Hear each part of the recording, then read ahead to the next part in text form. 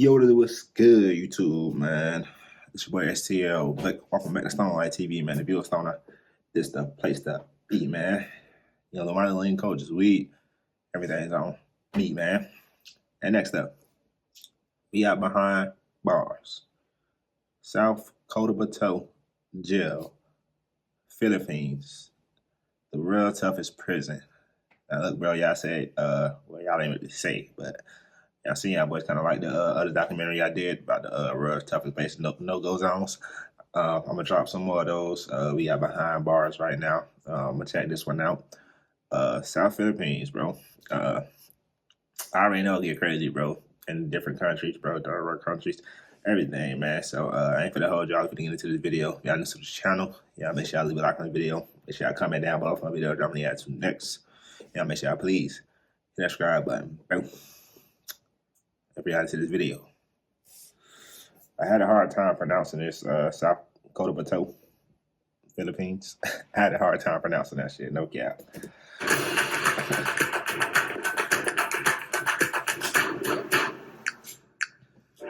An unfathomable world.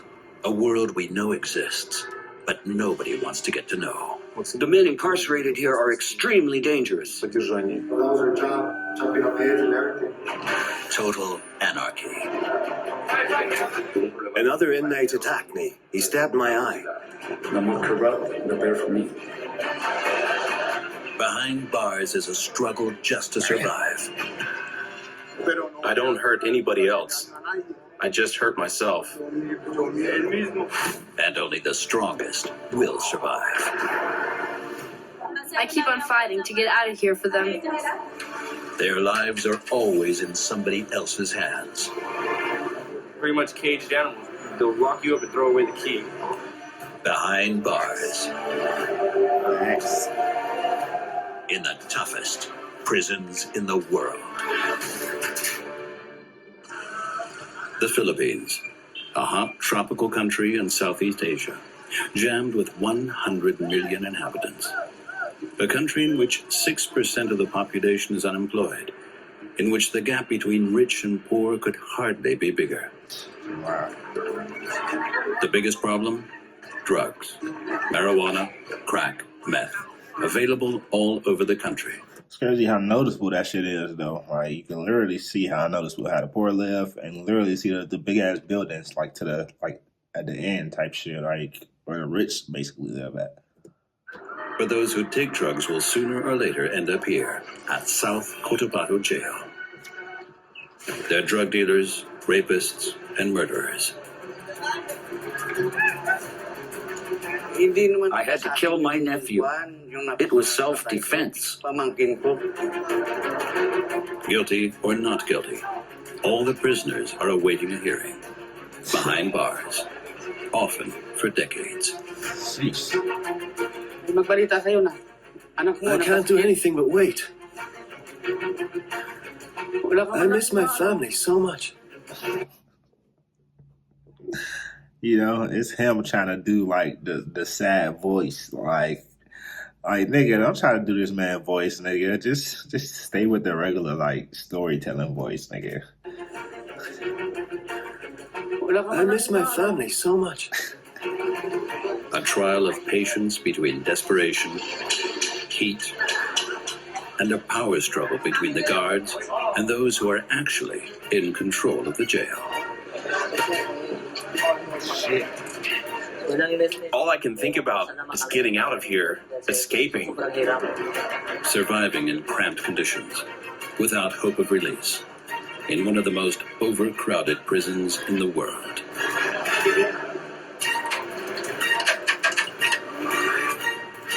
The South Cotabato Jail. New prisoners arrive at South Cotabato Jail every day, even though it's already massively overcrowded. This is the first time Juanier Dumagit has seen a jail from the inside. Why are you here? Stabbing. What happened? He was in a supermarket with a woman. Attempted murder. The charge? Attempted murder of a cashier. But the 35-year-old Filipino has still not been convicted. Technically, South Cotabato is a pre-trial detention center. Most of the prisoners here are awaiting a verdict. The question is, if a verdict will ever be rendered. No, he still until he will be trying. From the court, then we don't know how long. Some wait here for months, others for years. Whether guilty or not guilty, murderers or drug dealers, on the inside it doesn't matter anymore. All that matters on the inside is survival.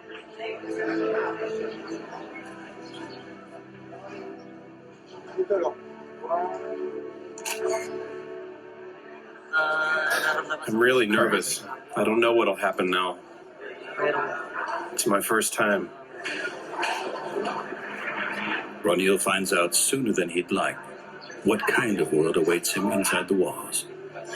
On the inside of one of the most overcrowded prisons in the world. Welcome to South Cotabato Jail. Think of that when you was stabbing somebody, nigga. A jail that is bursting at the seams.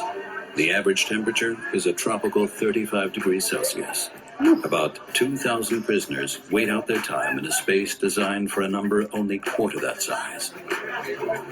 They live like caged animals. Sweat, heat, no privacy at all. Desperation and rage, all concentrated in a space that is much too small. Fuck no, that should have made me so paranoid and fucking. Nigga, I go crazy in some shit like this, nigga. What the hell? Like, it won't work, bro. In his very first hour in jail, Ronil will find out who's in charge, who occupies what place in the hierarchy, and what awaits him here in the future.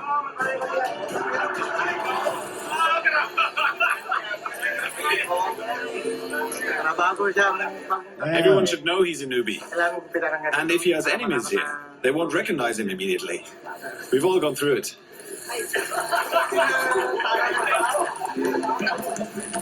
Fuck that. He ain't cutting my hair, nigga. See, nah. See, it ain't happening, bro. Fuck that, bro. What the hell y'all think this is, bro?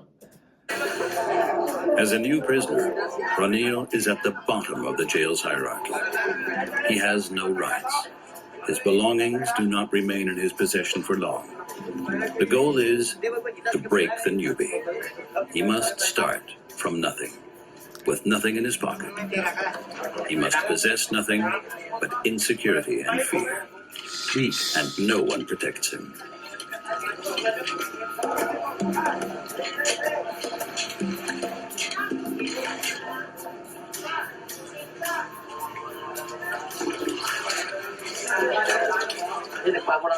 I'm miserable.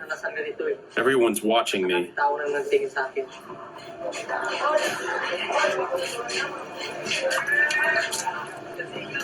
These are Ronil's last steps under the watch of the guards. Once he enters the cell block, responsibility for the newbie falls to one of his fellow prisoners, the cell leader. From now on, he decides when Ronil eats, when he gets to go outside, and where he sleeps. Damn. Ronil's new home, a 270-square-foot cell inhabited by 69 inmates. It's the cell for new arrivals, regardless of whether they're drug dealers or murderers. Everyone starts here, in one of the jail's fullest and hottest cells. Get up there. You're new, so you sleep up there.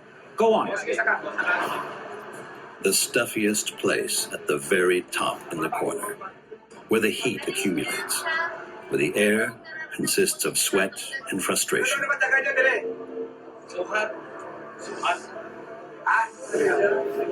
Being here is terribly stressful. I've never been anywhere like this before. Starting now, Ronil must stay in the cell for 15 days. He can only go outside when the cell leader lets him and accompanies him. Ranil has no say in the matter. This is crazy, nigga. This is insane. Listen, nigga, I'm fighting everybody, nigga. Listen, nigga, this is insane, bro. Only those who follow the rules survive in South Cotabato jail. The biggest problem? The jail is utterly overcrowded. That's crazy. In only 2 buildings, designed for about 600 inmates, 1,618 prisoners are doing time.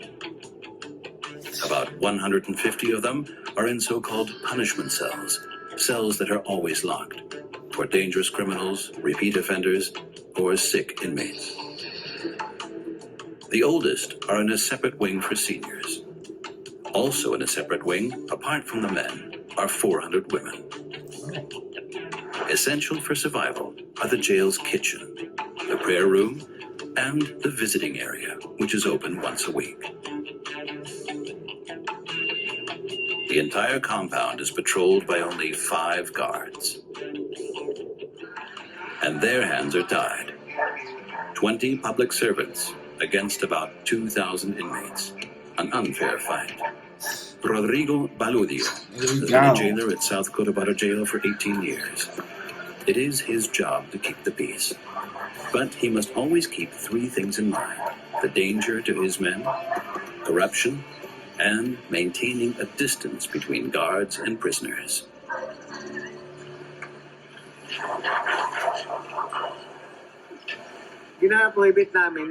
I don't let the guards enter the compound. Their contact with the prisoners should be minimal. Some of the inmates could develop a personal relationship with them.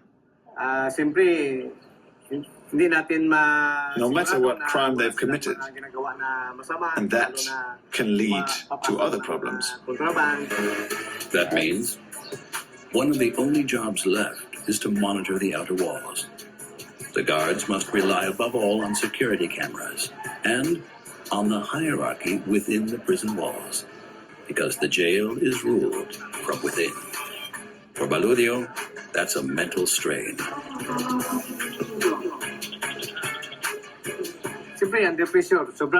I'm always under pressure. Every time my phone rings, I get goosebumps.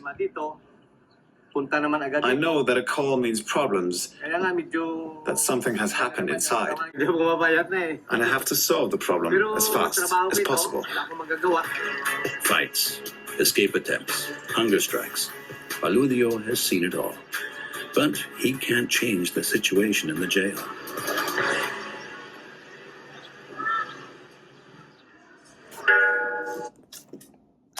I know I look different, y'all boys. I had to come back to this reaction though. I was tired as hell that night. Yeah.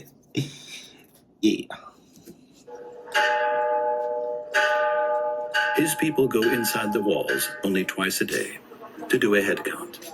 It's 4 p.m. About 2,000 prisoners all in one space. Jeez. And 1 guard to count them.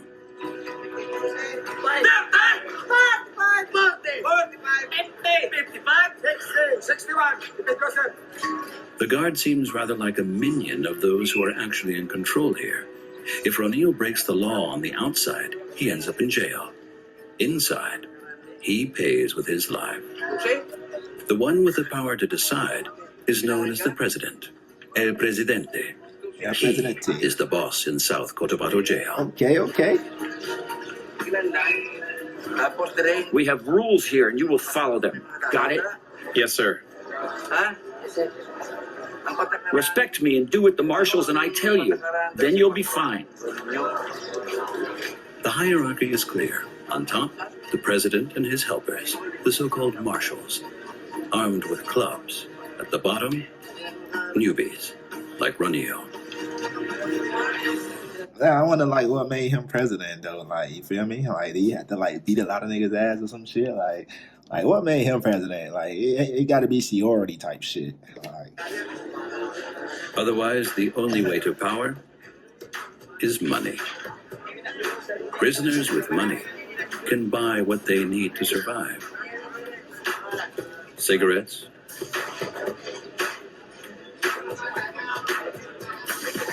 food from the jail's kiosk, and above all, fresh water.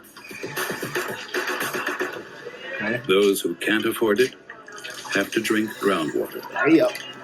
On the tropical Philippines, with an average temperature of 35 degrees Celsius, this is a dangerous proposition.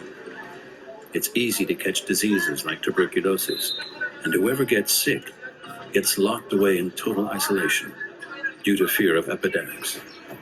A fear that one man in the jail doesn't have. Licerio de Pedro. In the jail, he is known as El Presidente. Yeah, Presidente. Number one, First, people have to respect me. Then, I treat them well. If they listen to me and follow the rules, then I help them with their problems.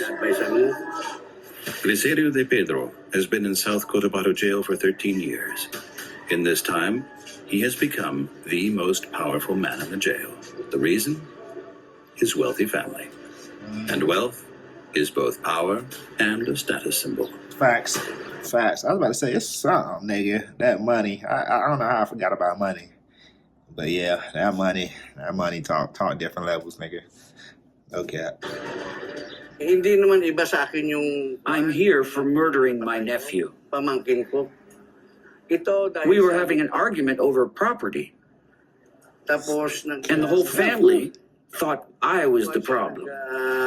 ano ba yung pamangkin They ko wanted me to die real soon so that they could get the land. ay dahil sa So I saved my own life. may I had to kill my nephew. problem dahil It was sa- self-defense. yun ang dahilan. No verdict. I don't know if it was self-defense, bro. I think he just killed him because he thought he was gonna kill you. I mean, that ain't really self-defense, nigga. That's just what do they call it? Yeah, Mr. Word for it. I can't think of it, and one of y'all will. Yet been returned, and the president is waiting. But he is waiting with privileges that no one else has. He uses his status to operate a lucrative barter operation. He gives prisoners money, and in return, they give him televisions, cell phones, a custom-built bed, things that are technically prohibited. Fuck. No one messes with the president and his marshals. Even the guards leave the most important job to the marshals, locking down the cells. It's 5 p.m., and about 2,000 prisoners have to be put back behind bars. Those who don't obey feel the whack of the club, or the power of the president, a system that seems to work, based on respect and fear.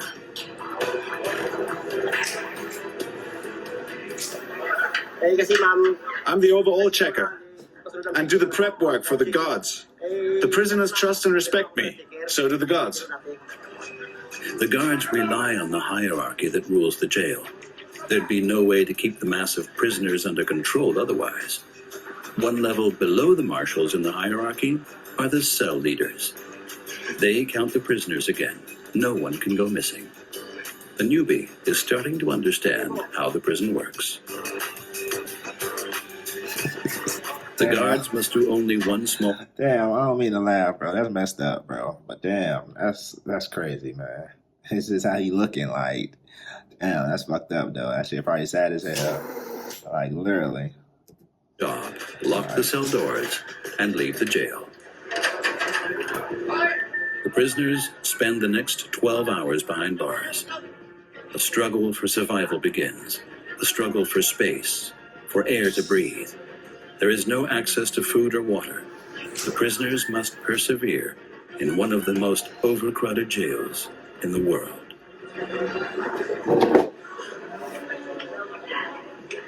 A prison built for 600 inmates. At the moment, 3 times that number are behind bars here. About 70 people, occupying about 100 square meters.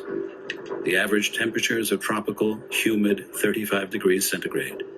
Hardly anyone can sleep. They just have to wait it out, to distract themselves, That's crazy. to get through another night, to survive. For the newbie in extreme situation, it's Ranil's first night behind bars. It's unbelievably hot. I can't breathe. I feel claustrophobic. I don't know how I'll make it.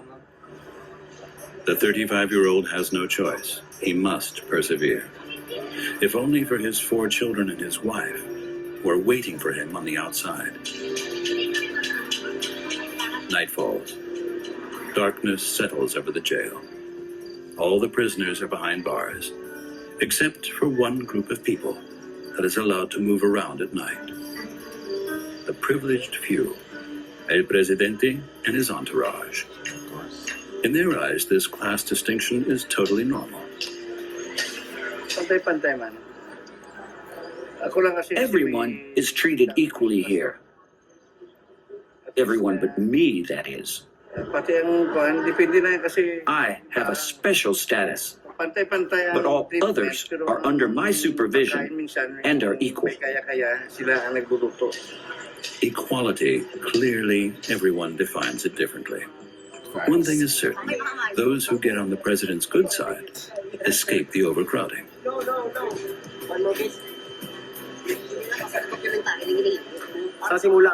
When I got here in 2002, I wanted people to trust me. So I followed the rules. Worked hard to earn the trust of the guards and the president. It wasn't easy. I had to work hard to get their attention. An unfair game, one that almost 2,000 prisoners can only sit and watch. But how did the jail get so inhumanly overcrowded in the first place? The reason is President Duterte's war on drugs in the Philippines. Duterte wants to clean the country up in a drastic way. Over a period of 6 months, he had 4,000 drug dealers murdered in broad daylight. The country has become a police state. Out of simple fear of being killed, in 2017, about 1 million drug dealers turned themselves into the police. And every day, the president throws hundreds of people behind bars. The prisons are bursting at the seams. But the Filipino justice system is not prepared in the least to deal with so many people. 1 million of the ass turn themselves in? Nigga, y'all stupid. With over 700,000 pending trials and only 1,600 lawyers, a verdict can take years. Years in which the prisoners in South Cotabato jail must wait in suspense. Ranil has now made it through at least one night. The night was hot and long. I didn't really sleep at all. I always thought of my family, that they're out there all alone, without me. It's the following morning, 5 a.m. As a newbie, Ranil is not yet allowed outside with the others. He has to wait and returns in his thoughts to his wife and children. He's not the only one with such thoughts here. Many are plagued by them, including Janelle Berges. The 35-year-old has been imprisoned for 5 years for running a con. He is accused of embezzlement and defrauding customers. He acted out of necessity to help his family scrape by. So many happened in my life. I realized that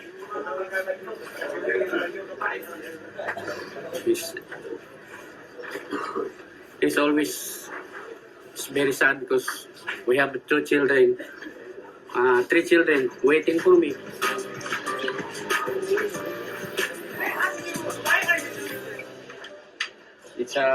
This is my song of my son. What would I do without your smart mouth? Throwing me in you, kicking me out. Got my head spinning, no kidding. I can't tell me now what it is. Yo, I ain't gonna lie, that's that bump though. pin you down. For Janelle, it's above all the desperation, the waiting that makes jail so hard. Meanwhile, he has arrived at the middle of the hierarchy. That means he is allowed to cook and prepare food with others that they bought themselves.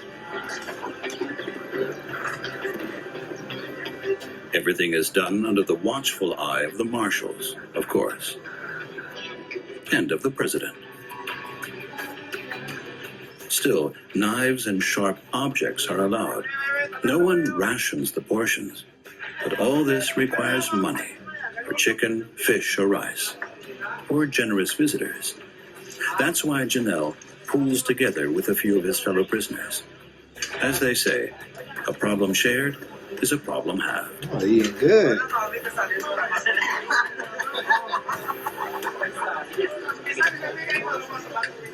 Kung wala ka dito, Some buy noodles, kaibigan, ma'am, others vegetables, mahirap. others oil. Hindi naman siguro mahirap, pero may iba naman tao dito na... It's very difficult to survive on your own here.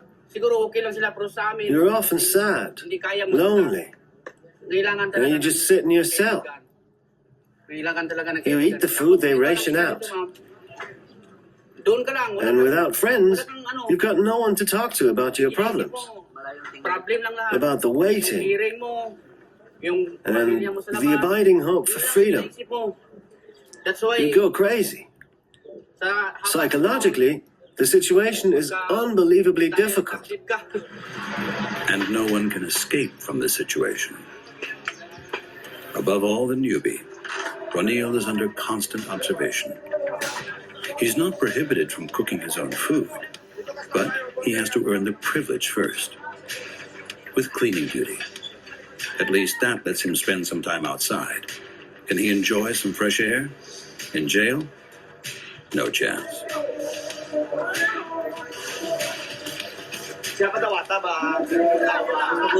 It stinks.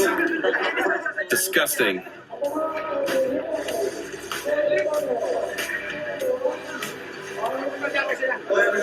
At least I'm outside and can move around,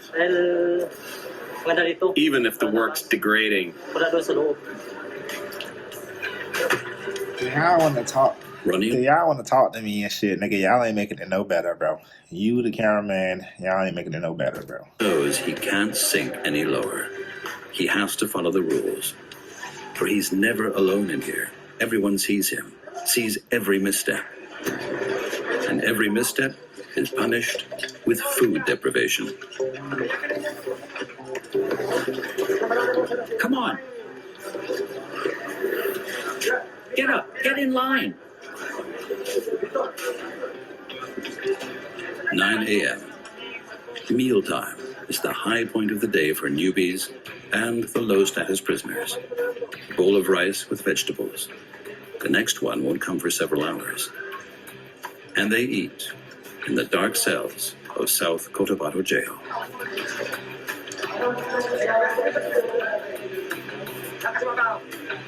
That's crazy.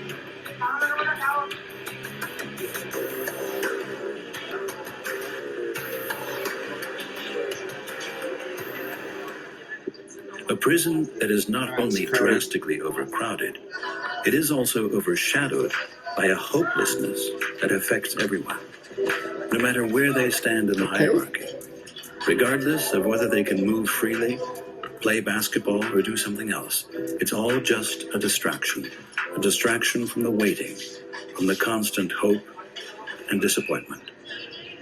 Almost no one here has been convicted. Almost all are awaiting a verdict. Hearings do take place every month, and with them lingers the hope that one's own turn will come, one's own turn to be free. But waiting for a trial and a verdict can last years, sometimes decades, if it ever comes to trial. Those here the longest have been waiting for over 15 years, a psychological strain that not everyone can withstand.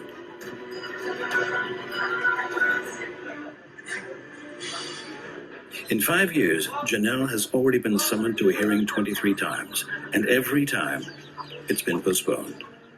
Every time the court was overcrowded. He wishes he could turn back time, give back the money he stole. The worst part about it, his wife is only a few meters away from him. also behind bars, in the wing for women, as an accessory to his fraud. Sa totoo lang, wala naman siyang kasalanan. It's all my Hindi ako fault. may kasalanan. My Damay mistake. lang yung asawa ko eh. Tapos siyempre,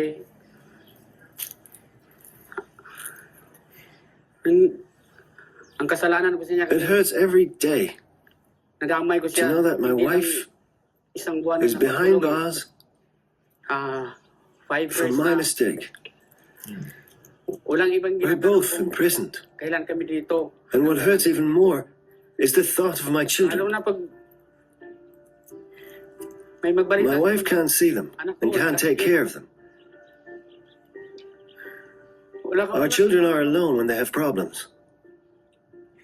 We can't help them. We can't contact them. Moral Can't even give them moral support. Lalo I na- can't do anything but wait. I miss my family so much.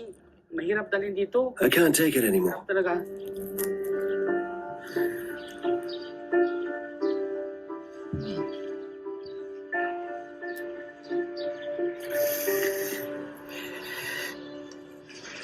Janelle and his wife are separated by less than 300 meters. Loveland Bejes is also behind bars in South Cotabato jail. The reason? She is accused of having known about her husband's fraud. They are allowed to see each other once a week, but they hardly ever see their children. They live too far away, are poor, and can't afford the trip to the jail. The other women are in a situation similar to Loveland.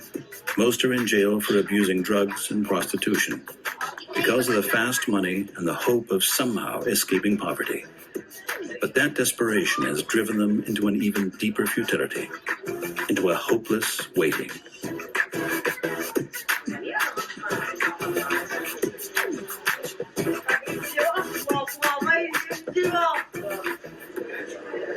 A jail in which desperation, frustration, and the struggle for survival live side by side in the smallest space possible. Up to 100 prisoners at a time are stuffed into cells the size of shoeboxes. Massive overcrowding and nerve-wracking waiting on the daily fare. Privacy? No chance. And the hope of being released is zero. That's why South Cotabato Jail is one of the toughest prisons in the world. It is a massive undertaking for the guards, a huge mass of people that can barely be managed, that rules itself. Rodrigo Baludio uses the last power play at his disposal. Time for a so-called Greyhound, a surprise inspection of the cells.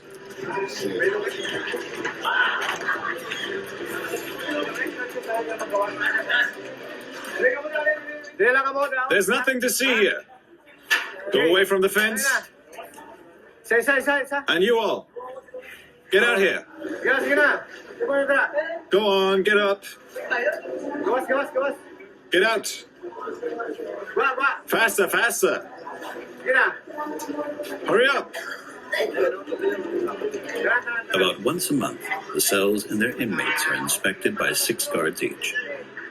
They know they can't stop the smuggling of contraband, but they can at least minimize it. Strictly forbidden are above all guns and knives.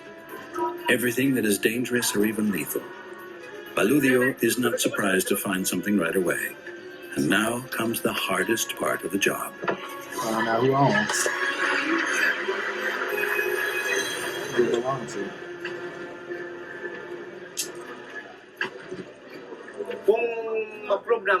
We confiscate everything that's not allowed in the cells and try to find out who it belongs to. Exactly. This person will be punished. The problem is finding the owner, Exactly. as no one admits it.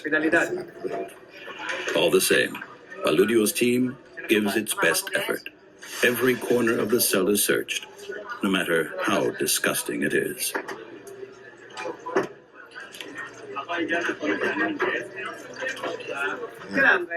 It stinks in here like old urine, but it's my job. This is part of the job. That ain't.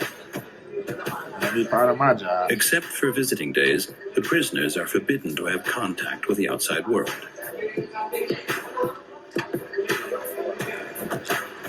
That's natural.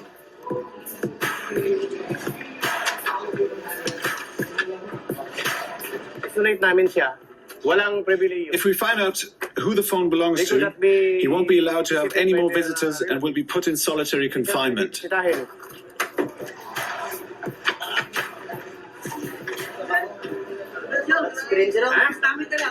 I found another one, a smartphone with no password.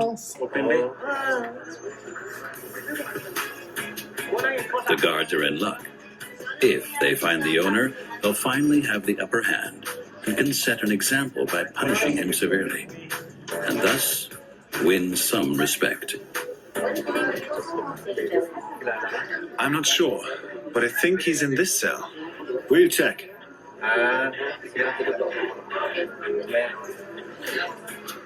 Baludio definitely wants to identify the prisoner. He knows that the searchers are just a drop in the bucket, but they have no hope of winning the struggle.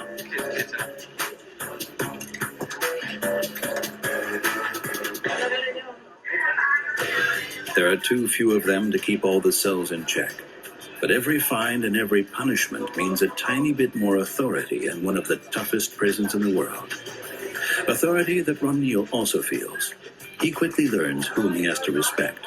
Even the 1 hour a day he gets to spend outside is not for free. Why don't you move over? Let him sit down.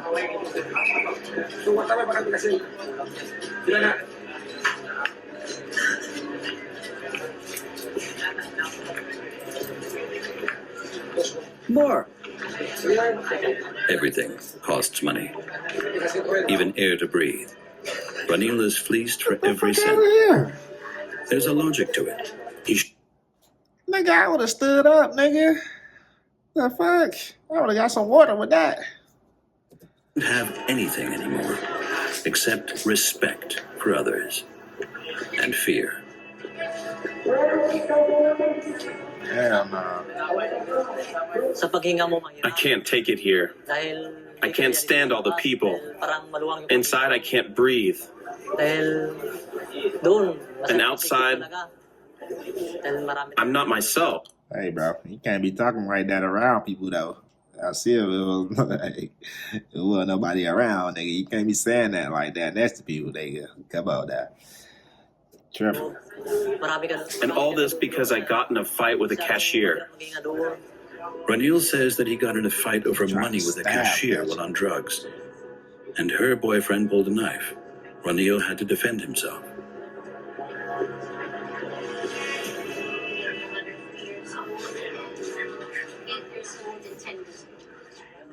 I wish it hadn't happened. I'd never react that way again in the future. I have a family, and whenever I think of them, I wonder why I defended myself. Why I didn't just let myself get killed. Because I have no idea how to survive in here. Survival. That's the goal of every one of the inmates in one of the world's most overcrowded prisons. Some live a life of oppression, while others are rulers of the jail.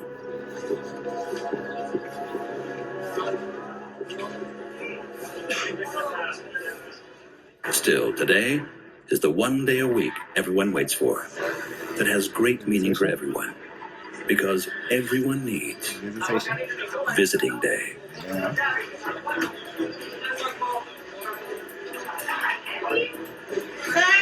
Sir, there are 2 new visitors here. Every Saturday, family and friends can visit the prisoners for 3 hours.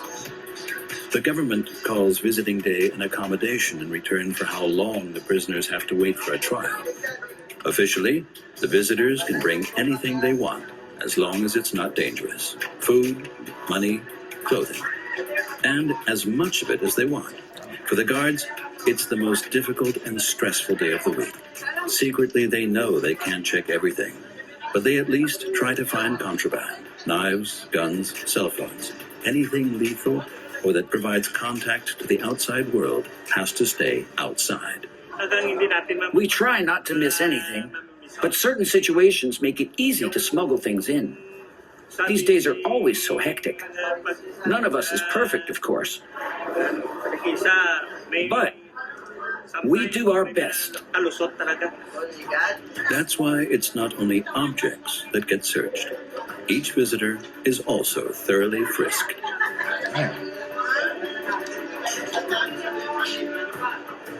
Give me the fish and go into the booth. Anyone caught trying to smuggle something in is put on a list. The next time it happens, the person loses permission to visit.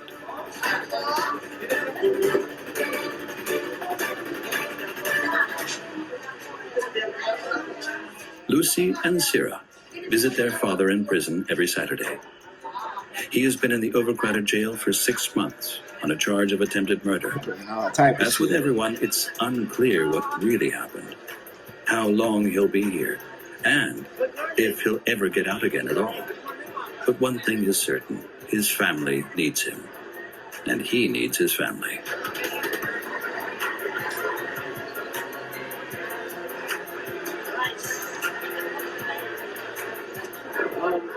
I feel my family's love, even though I'm inside here. They know I'm a victim. They stand by me. I'm happy they visit me every week. I'd be chilling if I was him. Shit, they come every week, boy. They bring nigga up the whole dinner, basically. Shit, I'm Gucci.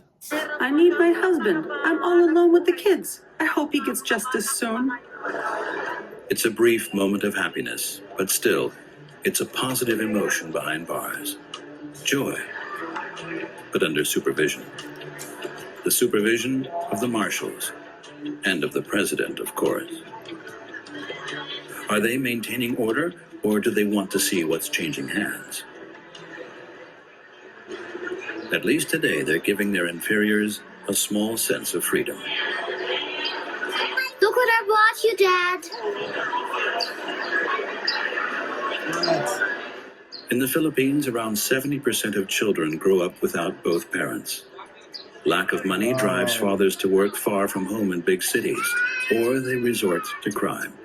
And criminals land in the endless holding pattern of the country's jails, like South Cotabato Jail. Here, the wish for freedom is and remains for most prisoners just that, a wish.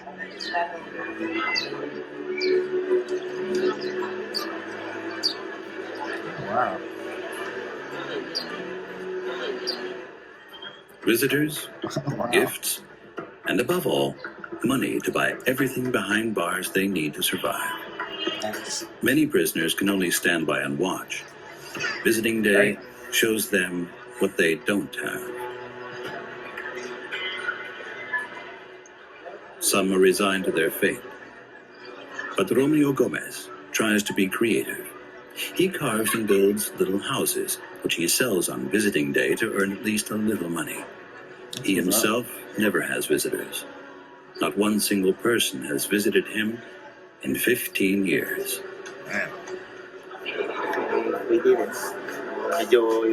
It's because of my case.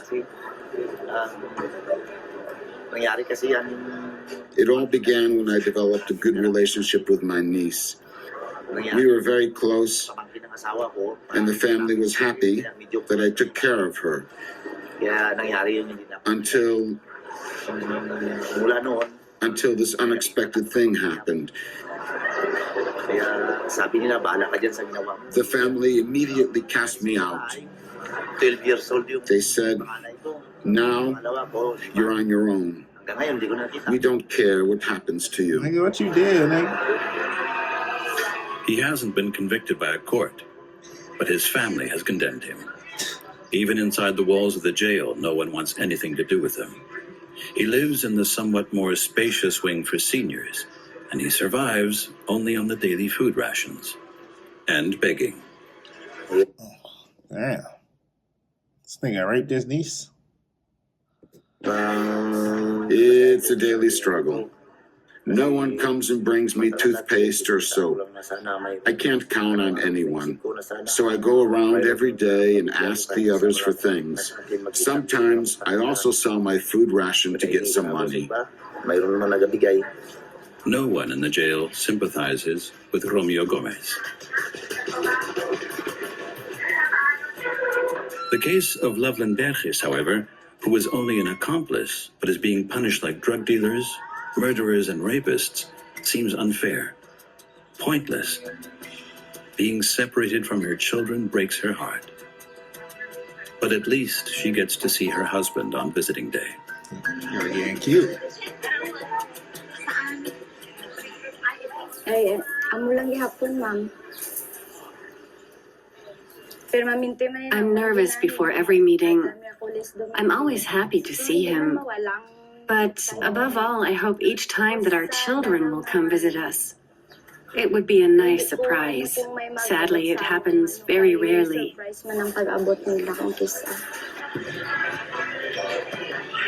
It is hope that helps Loveland persevere behind bars. The hope of one day seeing her children again.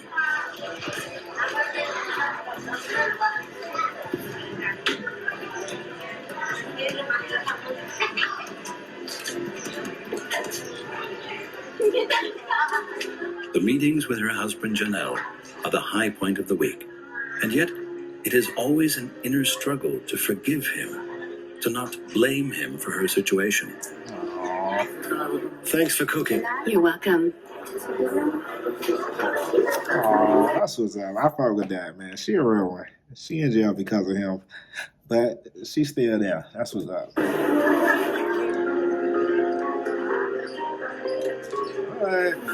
Let us pray. Lord, thank you. Dear Lord, we thank you for this food. Thank you for protecting us in this situation, for always being there for us. We ask you to keep giving us strength. Take care of our children, our family. Protect them and us. Thank you for giving us so much strength. Amen. I want some of them meatballs and rice, nigga. That shit look good. It's bizarre what happens behind bars here. But sometimes surprises happen, even in jail.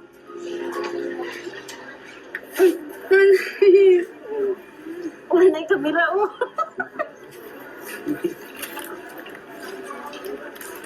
May mabihin lang. Kids. I was about to say, now y'all here with these damn cameras. Y'all better damn well have some money to get these kids here to come see them. I was about to say, bro, if they don't have no money to go get them kids so they can see them, bro, I also to be crazy. It'd be crazy.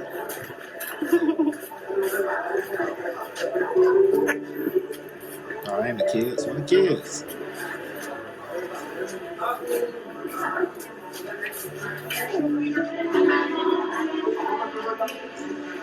No?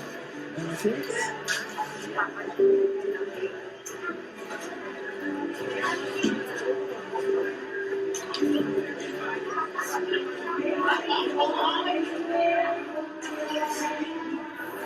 I am so happy.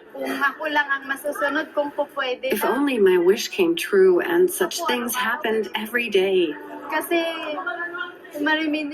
I really want to talk to them daily, to be in contact with the outside world, to see my children. But seeing my in-laws is also wonderful.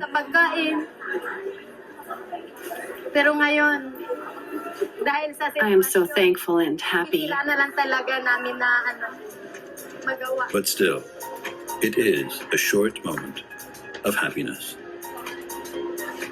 If and when Loveland and Janelle will ever be released, if they will ever be allowed to go home again, no one knows. Almost none of the 1,618 prisoners.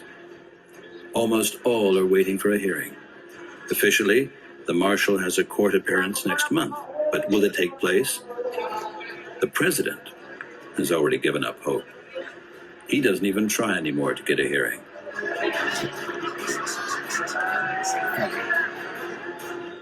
Still, his powerful status gives him a good life. A life Romeo Gomez will never lead. He will probably always be alone, without hope of release. And Ronil Dumagit, the newbie, he has to accept that from now on, South Cotabato Jail is his new home. Ronillo has good prospects for a hearing soon, but if it will actually happen and if it will result in a verdict is unclear. In the last few days, I've tried to fit in, but it seems like it only gets harder and harder every day. I never would have imagined a life like this. It is above all the uncertainty that scares him so much. A hopeless situation that puts dangerous thoughts in his head.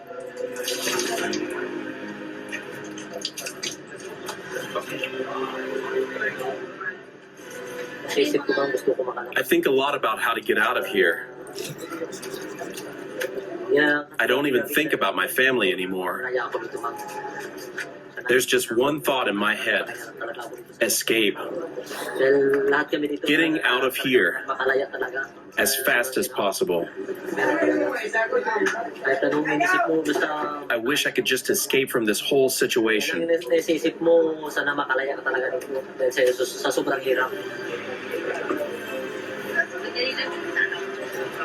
The 35-year-old Filipino doesn't want to accept what lies ahead. The hardest period in his life is only just beginning. A period in which he's all on his own. A life behind bars. In one of the toughest prisons in the world. South Cotabato Jail.